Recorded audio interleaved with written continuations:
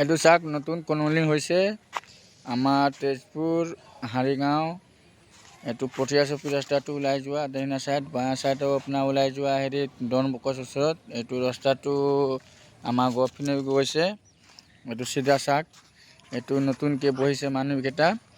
ইয়াত মাটি কাঠা চলি আছে 30 লাখ।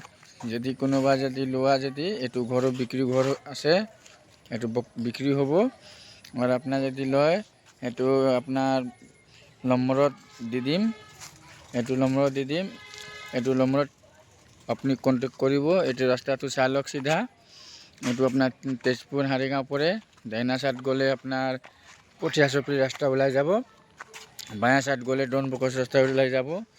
নতুনকৈ বেছি দিন হোৱা নাই বনোৱা, হেৰি 3-4 বছৰমান হৈছে এইটো ৰাস্তা।